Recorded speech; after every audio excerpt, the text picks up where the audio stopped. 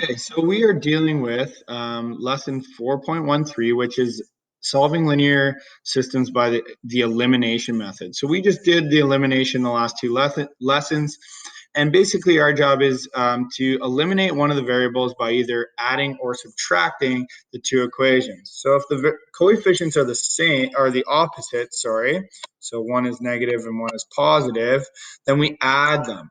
If one is if they are the same, so both positive or both negative, then we subtract, okay? And that's the important part as we go through this, all right?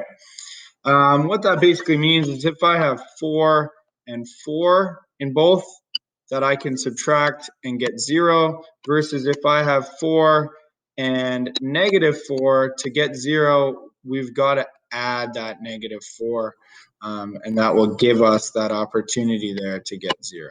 So if we look at the first equation, just like we did in our last video, we're going to write out both 4x plus 5y equals 22 and 4x plus 2y equals 16. So we're going to write both of those equations out.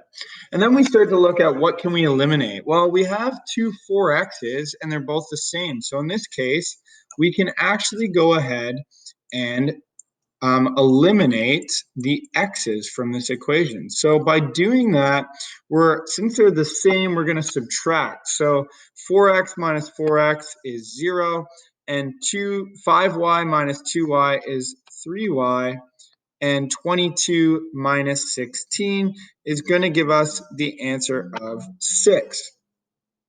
If then we just divide both sides by 3, we're going to get the answer y equals 2. And that will help us for what we need to do next. So just like the substitution method, we're going to do the exact same with our elimination. And we're going to sub it into either equation. So I've just picked the first, and we'll go from there. So x is what we're trying to figure out this time, and y we're going to sub in 2 into that position. So at this point, we should have 4x plus 10 is equal to 22. Our job now is to get the variables on one side and numbers on the other. So we will have 4x equals 22 minus 10, or 4x is equal to 12.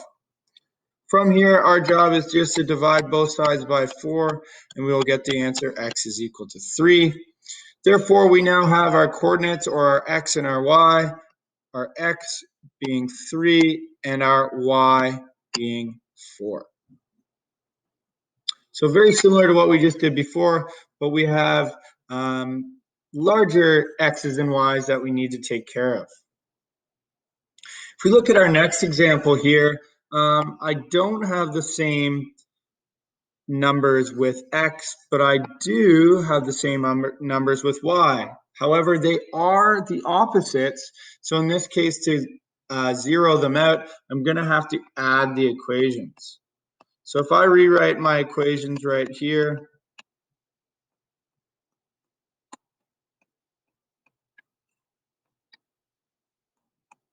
so 3x minus 5y equals negative 20, and 4x plus 5y equals negative 15. To make sure that we get what we need, we're going to have to add it. So 3x plus 4x is 7x. And then negative 5 plus 5 is going to be 0, equals negative 20 plus negative 15 is negative 35. So 7x is equal to negative 35. And to get the value of x, we must divide by 7, giving us the answer of negative 5 for x. Like we did in our last example, we're going to sub in x equals negative 5 into the first equation. Okay, and we know that,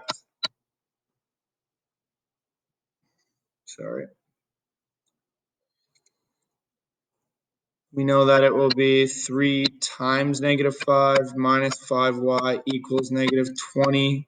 So -15 minus 5y equals -20.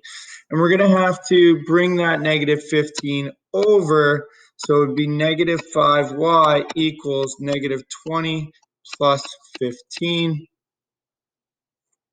And in this case, it's going to be -5y is equal to -5. And if we divide each side by -5, we're going to get the answer of 1. So when we go to give our coordinates, we know it's going to be -5, 1. And that will be our answer.